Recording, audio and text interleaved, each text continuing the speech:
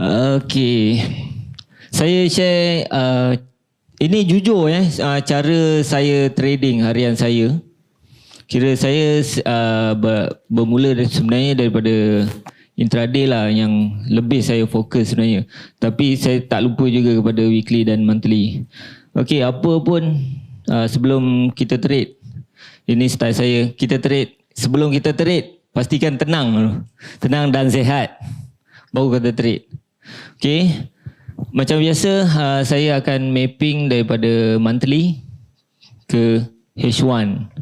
Yang tu memang daripada mana-mana pun saya takkan tinggal lah. So kalau satu pair tu tersebut tu ada setup, baru saya masuk lah. Okay, yang penting marking dulu monthly ke H1.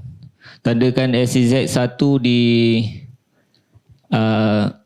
SCZ1 di setiap time frame. Contoh monthly ke H1 tu kita marking macam coach ajar tadi. Simple. Saya ikut apa yang coach ajar, itu je. Tak guna yang pelik-pelik pun. Okey, dan seterusnya saya berbalik kepada contoh saya lebih pada harian. Saya selalunya lah setiap pagi saya tengok close dan open price pada daily. So kalau daripada situ, contoh kalau kita di sini kita tekankan kepada CT dan CC, bermakna kalau contoh daily ada CCU, bermakna harian tu, sehari tu kemungkinan besar price akan naik. So di mana tempat yang sesuai kita tunggu adalah SCZ1 daily. Tapi kita tengok juga kepada selalunya kalau daily ada CCU, H4 kemungkinan akan ada CCU jugalah. Dia akan lagi banyak lah. So tempat yang selamat selalunya saya tunggu di H4, SCZ1 H4 dan SCZ1 daily. Itu antara zon-zon yang selamat lah saya tunggu. Sebab kita banyak tekankan kepada konsep low risk. Boleh lagi untuk cari ke time frame lebih kecil, cuma kita tak galakkan untuk sementara waktu ni, untuk bagi siapa-siapa yang baru nak rasa profit dan kurang floating tu wajib, mesti punya. Cuma kalau boleh kita nak kurangkan floating tu, sebab bila H4 ke atas ni, kita kata low risk ni disebabkan bila andai kata kita masuk H1, dia retest sampai weekly adalah jadi high risk sebab jauh dia punya range. So bila kita masuk H4 day 1, so kita boleh nampak kat situ. Okey, kemudian itu entry saya jarang entry. Kalau price dah sampai baru saya instant. Saya kebanyakannya saya PO saja. Okey, PO adalah pending order. Nanti kita akan tekankan lagi lah.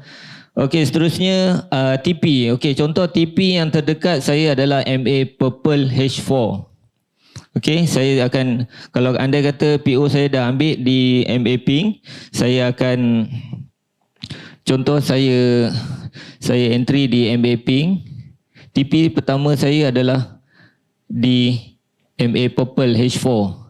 Tapi kita tak wajib pun tunggu H4 macam coach cakap tadi kan. Tak wajib pun tunggu TP kita. Kalau dia dapat separuh pun dah profit, nak close pun okey, tak ada masalah. Yang penting lock profit dulu. Itu antara salah satu cara saya. Dan kemudian kalau rasa nak hold, set BE. BE ni kira kalau price turun balik pun kita tetap untung, tetap profit walaupun dapat sikit. Tapi nanti kita akan olah lagi sebab tak semua setup kita boleh hold, tak semua entry yang kita dapat tu kita boleh close terus. Kalau cantik kita boleh hold set TP je, tak ada masalah. Tak semua, dia ada tempat-tempat dia. Okey, dan yang ni yang paling ramai tak suka cut loss, exit. TP adalah exit cut loss juga adalah exit. SL, stop loss adalah exit.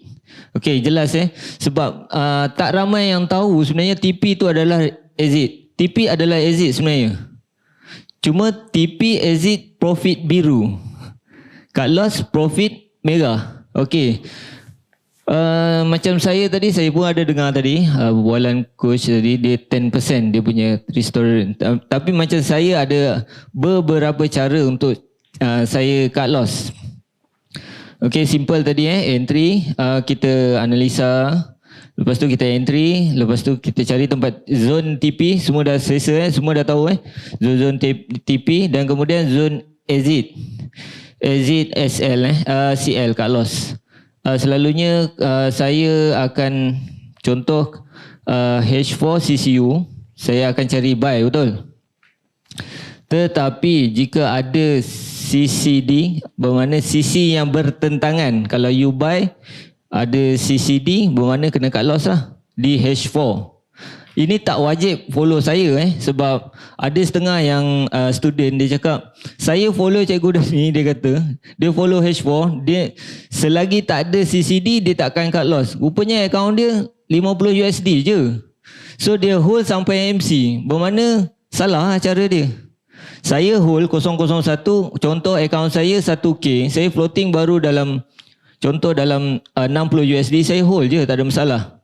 Tapi account dia kecil, dia tak sesuai lah guna ni. Konsep ni tak semua kena sama sebab modal capital kita berbeza. Ada yang 100 USD, ada yang 50, ada yang 1K.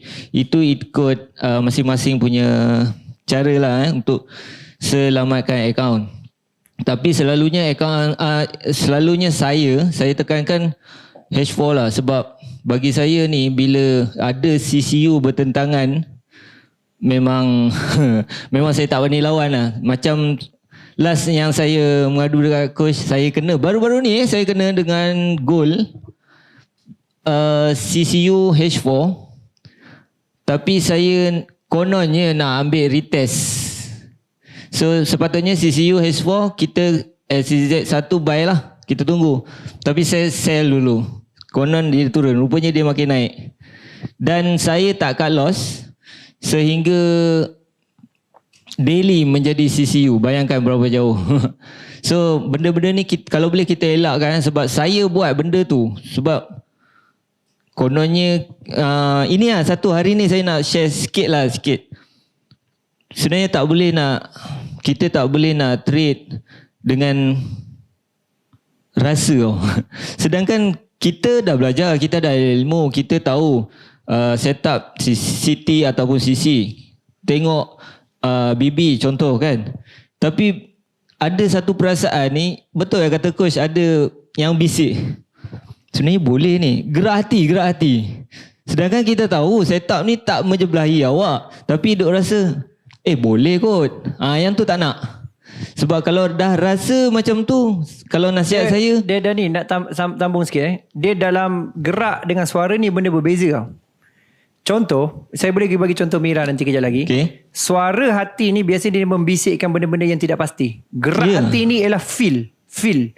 So you tengah masuk wrong position, you boleh feel dalam body you this is wrong position. Gerak. Tapi kita lawan. Tapi kita lawan. Yang melawan itu suara. Yang melawan itu suara. So benda-benda tu kena sedarkan balik lah. Betul, dia macam ada satu benda tu dia kacau sikit. So benda tu kena balik pada SOP.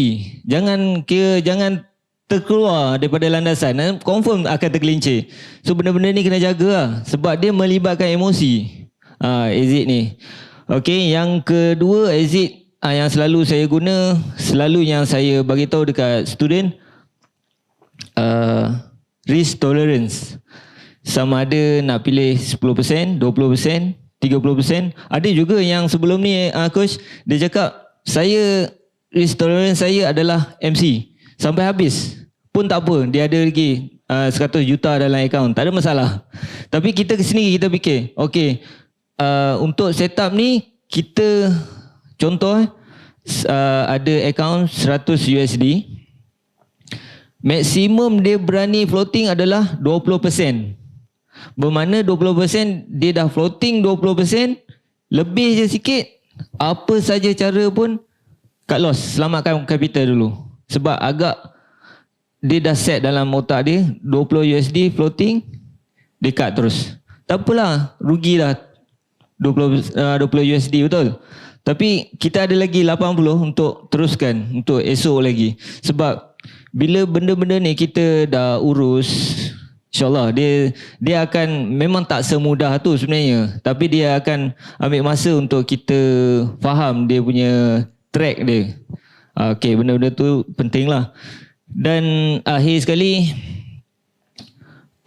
kita, macam saya lah, saya lebih kepada cari, macam baru-baru ni pun coach dah tekankan, kita cari market trending lah. Sebab jangan tertipu dengan sifu-sifu yang buy atas bawah. Saya bukan kata tak suka, tapi saya tak galakkan. Sebab benda-benda ni dia akan jadi satu, bila kita dah mula, kita dah shock, dia jadi habit. Yang ni benda ni saya minta sangat. Sebab benda ni dia jadi habit. Walaupun benda tu nampak simple, tapi kita buat selalu. Bukan, saya tak kata salah, tapi dia jadi habit bermakna kita dah tahu dia uptrend ataupun sideway, tapi major trend masih uptrend contoh, tapi daily ataupun H4 sideway. So memang makanan lah, kalau tengok dalam group itu memang makanan buy sell atas bawah boleh. Tapi kalau tanya saya, nasihat saya, walaupun kita tahu boleh sell, boleh buy, boleh sell, kita respect bigger time frame.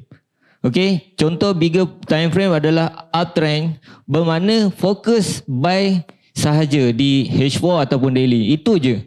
Sebab memang boleh sell dulu sementara tunggu buy. Ini ramai yang cakap. Tapi buat masa ni saya tak galakkan. Sebab saya takut tersangkut bila sell di bawah. Okay, bermakna kita sangkut lah. Bila floating nak keluar tu susah, saya faham. So kalau kita dah tahu major trend to buy, sekurang-kurangnya kalau kita dah floating, kita buy lagi di SCZ seterusnya, naik sikit kita dapat limit pun dah okey sebenarnya. Kena faham yang tu lah. Sebab ada yang kata, tak apa kita lawan trend asalkan aku faham. Tak ada siapa yang faham sebenarnya. Yang kita tu pun tak tahu, tiba-tiba trend bertukar arah pun kita tak tahu. So digalakkan. Jangan yang hedging tu tak payah cakap lah, buy sell lagi teruk lah tu. Bukan kata tak boleh, tapi mungkin belum sampai masa dia lagi. Kalau dah master mungkin tak ada masalah kot. Okay, itu saja setakat ni. Saya takut masa tutup. Bagi tepukan, thank you so much.